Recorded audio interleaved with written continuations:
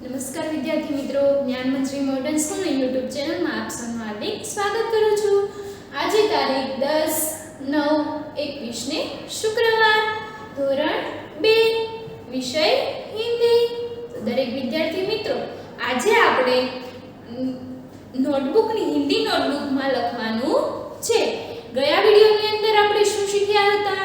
તો કે ગયા વિડિયોની અંદર દીર્ઘ ઈ આપણે લખી હતી, નોટબુકની અંદર આપણે લખ્યું હતું। આજે આપણે નોટબુકમાં જ તે રસ્વ વાળું ઉ લખવાનું છે। તો દરેકે હિન્દી નોટબુક કાઢો, સાથે પેન્સિલ, ઇરેઝર, માપપટ્ટી એ બધું કાઢો। કાઢ્યું બધાએ? સરસ। તો હવે આપણે નોટબુકની અંદર નવા પાને ઉપર તમારે લખવાનું છે કે રસ્વ વાળું ઉ। અહીં તમારે ઉપર શું લખવાનું છે? રસ્વ ઉ, અને પછી લખો સ્વર। લખ્યું બધાએ? સરસ। હવે આપણે શરૂ કરીએ। એની અંદર લખો, પહેલો પ્રશ્ન છે, પ્રશ્ન નંબર 1 શું છે? તો કે અક્ષર पढ़ो और लिखो। अक्षर पढ़ो और लिखो।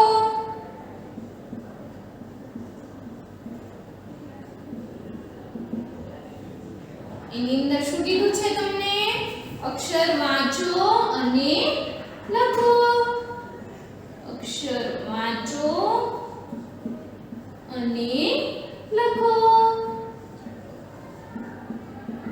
અહીં હું તમને રસ્વ વાળું ઉ એટલે આપણે રસ્વ કુ એ આખો કક્કો હું અહીંયા લખાવું છું। તો હું જેમ અહીંયા કોષ્ટક બનાવું છું એમ તમારે માપપટ્ટીનો ઉપયોગ કરીને તમારે કોષ્ટક બનાવવાનું છે। ચાલો હવે આપણે કોષ્ટક બનાવીએ।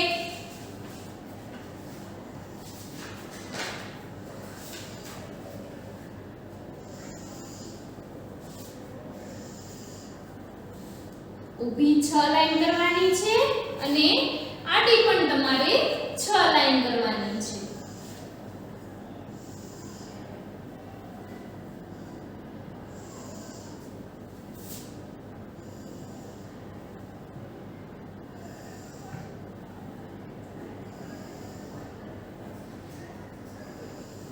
દરેકે મારી સાથે કોષ્ટક બનાવવાનું છે।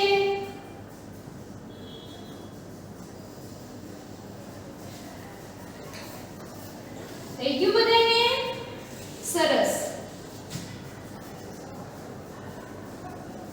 હવે આપણે શરૂ કરીએ।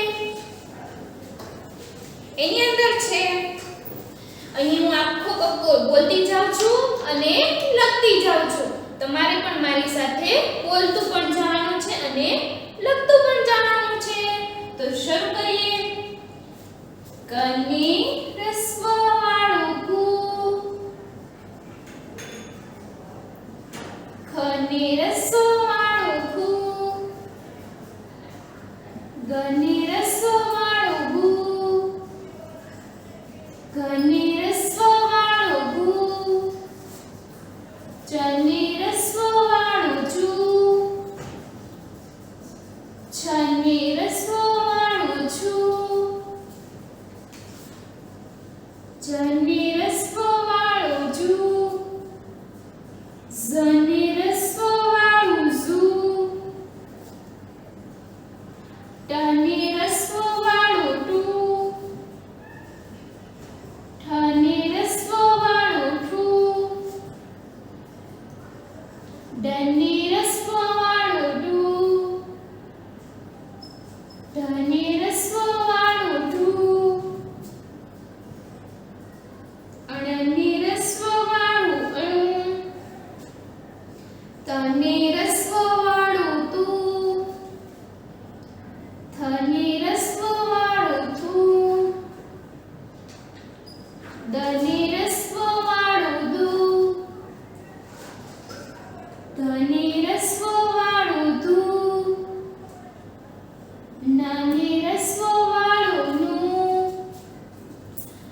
પને રસ્વ વાળું પૂ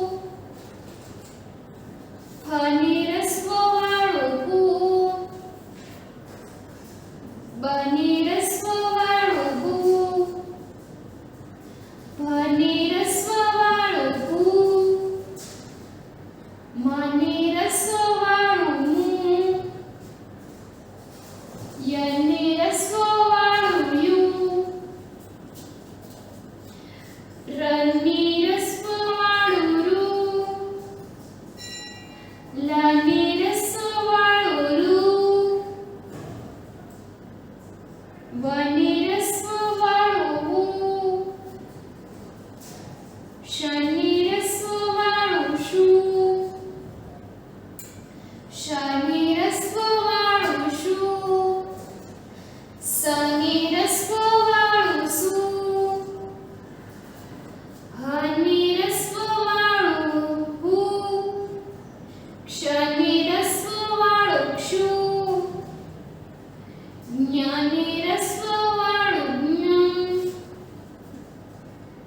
ત્રને રસ્વ વાળું ત્રુ શ્રને રસ્વ વાળું શ્રુ આ પ્રમાણે તમારે કોષ્ટકની અંદર આખો કક્કો લખવાનો હતો એ આપણે બોલતા પણ ગયા અને લખતા પણ ગયા છીએ તો હવે આપણે બીજો પ્રશ્ન લખવાનો છે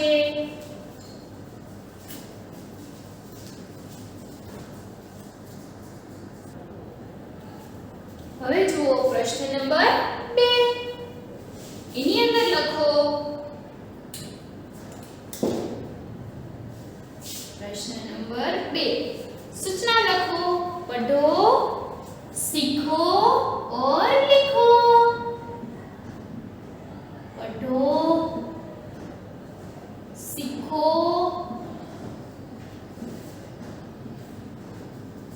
और लिखो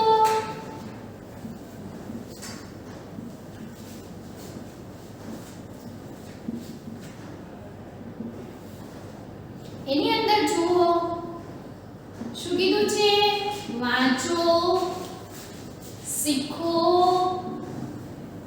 અને લખો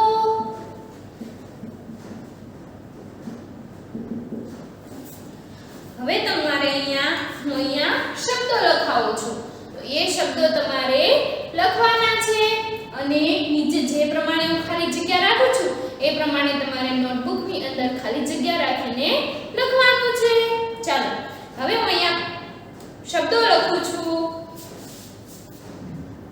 પહેલો લખો પુત્ર પછી નીચે તમારે બે ખાલી જગ્યા રાખવાની છે એના પછી લખો ચતુર ત્યાં પણ તમારે બે ખાલી જગ્યા રાખવાની છે એના પછી લખો શુભ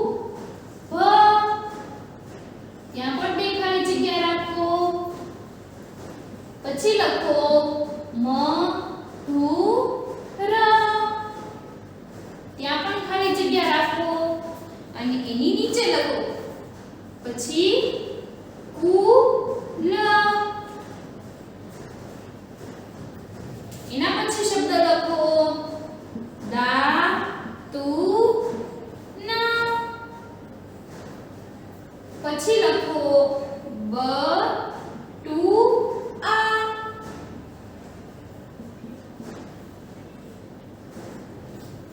અને છેલ્લો શબ્દ લખો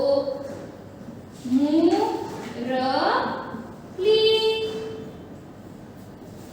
આ પ્રમાણે શબ્દ લખી અને નીચે ખાલી જગ્યા રાખવાની છે હવે આપણે શબ્દ વાંચતો જવાનો છે અને ખાલી જગ્યામાં એનો એ શબ્દ લખતો જવાનો છે તો પહેલો શબ્દ શું છે પુત્ર અહીં તમારે ખાલી જગ્યામાં બોલતું જવાનું અને લખતું જવાનું પુત્ર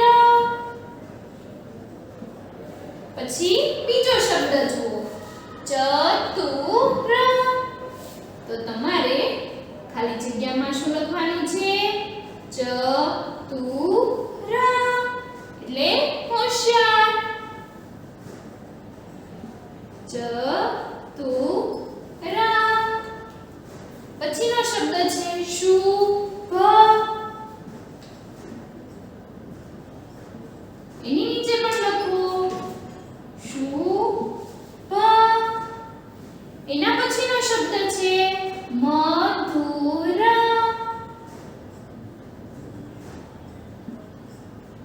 બીજી ખાલી જગ્યામાં પણ લખો મધુર.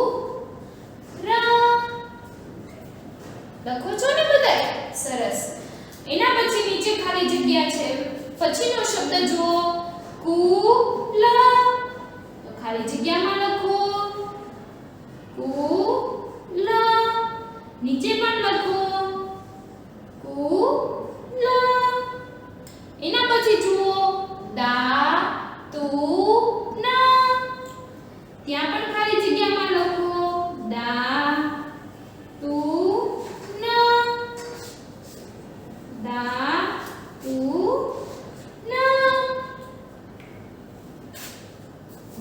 એના પછીનો શબ્દ જુઓ બટુઆ. તો ત્યાં પણ ખાલી જગ્યામાં લખો બટુઆ. બટુઆ. અને છેલ્લો શબ્દ છે મુરલી. તો ત્યાં ખાલી જગ્યામાં લખો મુરલી. મુરલી. આ પ્રમાણે તમારે શબ્દ બોલતું જવાનું હતું અને ખાલી જગ્યામાં એ જ શબ્દ લખતું જવાનું હતું. હવે તમે લખી નાખો.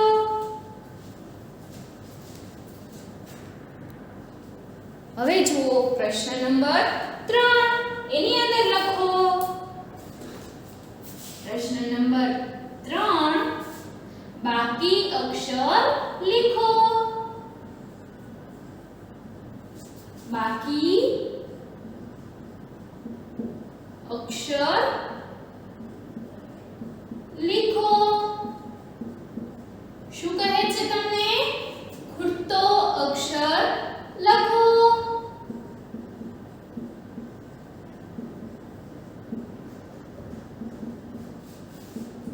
અહીં તમને ખાલી જગ્યા લખવાની છે.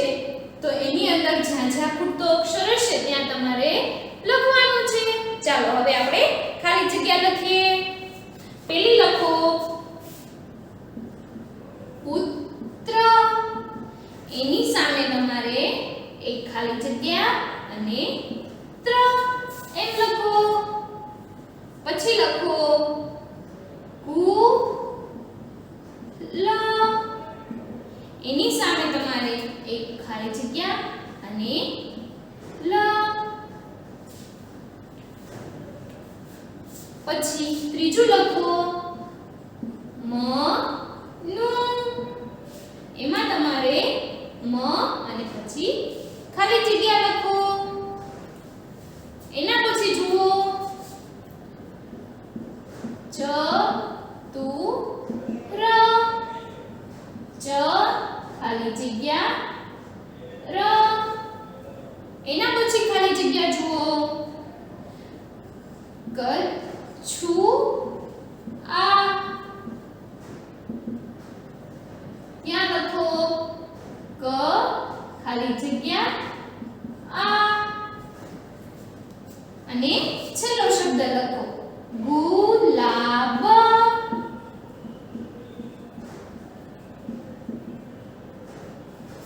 પેલા ખાલી જગ્યા કરો પછી લા બ. અહીં તમને શું કીધું છે? બાકી અક્ષર લીખો એટલે ખૂટતો અક્ષર લખવાનો છે. જોઈએ આપણે. અહીં જુઓ પુત્ર. અહીંયા તમને ખાલી જગ્યા આપી છે અને પછી ત્ર છે. તો ખાલી જગ્યામાં શું આવશે? પુ. એટલે જોઈ આગળ શબ્દ છે જેવો એવો જ એ થઈ જશે. એના પછી જુઓ કુલ. અહીંયા ખાલી જગ્યા છે અને લ. તો ખાલી જગ્યામાં શું આવશે? કુ. કુલ.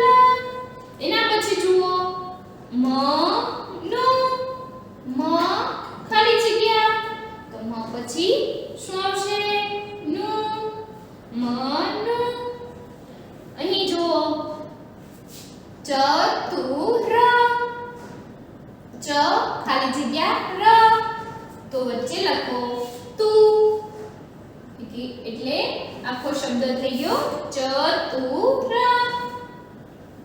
પછી જુઓ કછુઆ ક ખાલી જગ્યા અ